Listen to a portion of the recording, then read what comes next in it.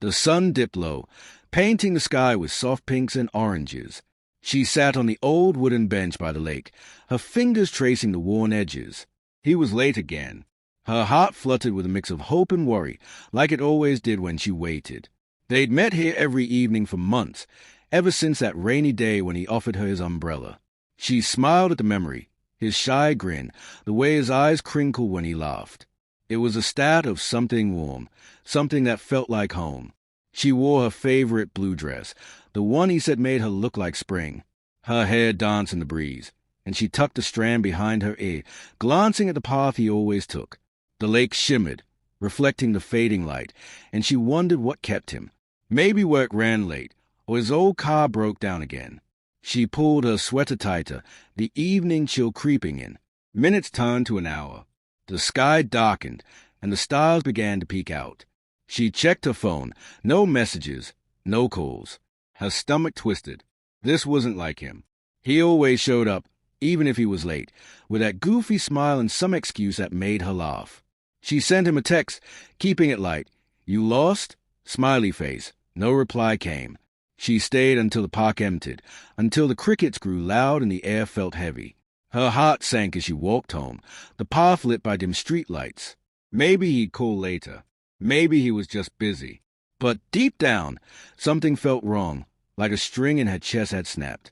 The next day, she returned to the bench, hoping he'd be there with an apology and a story. But the bench was empty, the lake still. She called him, her fingers shaky. Straight to voicemail. She left a message, her voice soft but tight. "Hey, you okay? I waited last night. Let me know you're all right." No response came. Days passed, each one heavier than the last. She went to his favorite coffee shop, the one with the mismatched mugs where they'd spent hours talking about everything and nothing. The barista shrugged when she asked if he'd been in.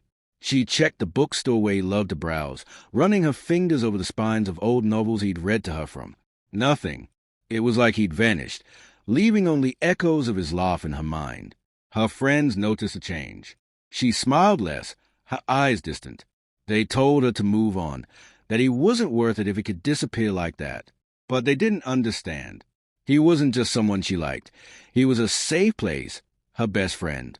The way he listened, really listened, made her feel seen. The way he'd hold her hand, his thumb brushing her knuckles, made her feel whole. Losing him wasn't like losing a boyfriend.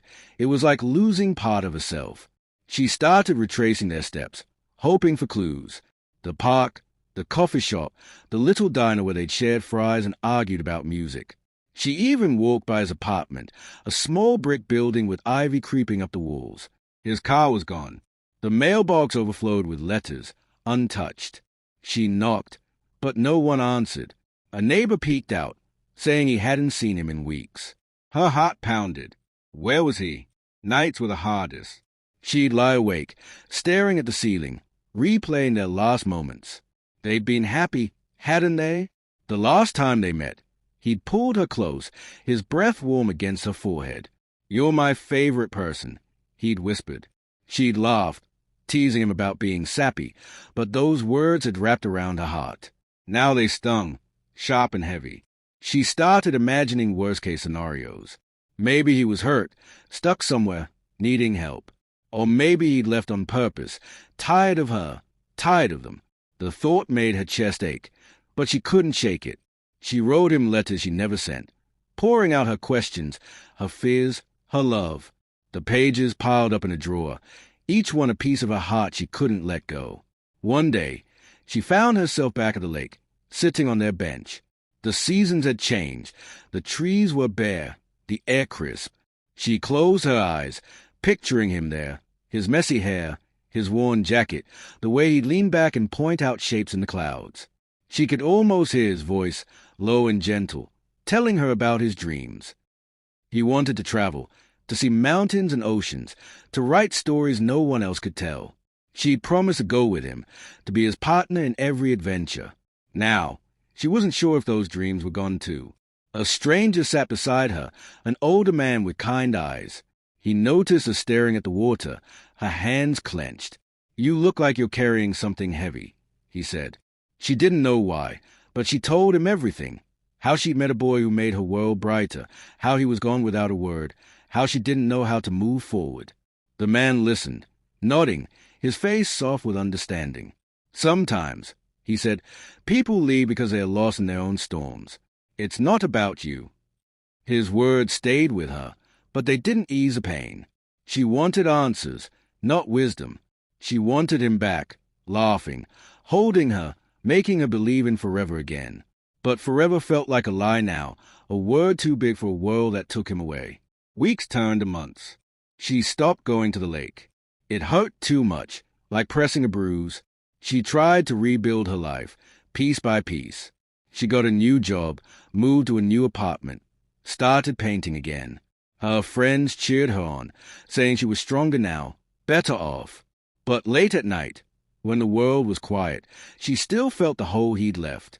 She'd pull out one of his old sweatshirts, the one he'd let her borrow, and hold it close, breathing in the faint scent of him that lingered. One spring day, she was walking through the city, the streets buzzing with life. She passed a small bookstore, one she hadn't visited before. Something made her stop, a pull she couldn't explain. Inside, the air smelled of paper and dust. She wandered the aisles, her fingers brushing the books, when she saw it, a slim novel with a simple cover, his handwriting in her mind. She froze. It couldn't be. She opened it, her heart racing. The dedication read, "To the girl by the lake who made every day brighter." Her knees went weak. She sank into a chair, clutching the book. It was him, his words, his stories, the ones he'd shared with her in bits and pieces. She read the whole thing in one sitting, tears blurring the pages. It was about a boy who loved a girl but got lost in his own fears, running from the life he wanted because he didn't think he deserved it. The story ended with hope, with the boy returning, ready to fight for what mattered. She searched for him online, something she'd stopped doing months ago. There he was, a small article about a new author, a photo of him smiling, older but still him. He was alive, he was okay, and he was telling their story to the world. But he hadn't come back to her. The realization hit like a wave, stealing her breath. He'd moved on, built a life without her, while she'd been stuck, waiting. She went back to the lake one last time. The bench was still there, weathered but steady. She sat down, the book in her hands, and let herself cry. Not just for him, but for the girl she'd been, the one who believed love could fix everything. She'd loved him with everything she had, and it hadn't been enough. But maybe that was okay. Maybe love wasn't about holding on forever, but about growing even when it hurt. She left the book on the bench, a piece of her heart for someone else to find. As she walked away, the lake sparkled behind her, and the weight in her chest felt a little lighter. She didn't have answers, and she might never see him again. But she had herself, and that was enough to start again.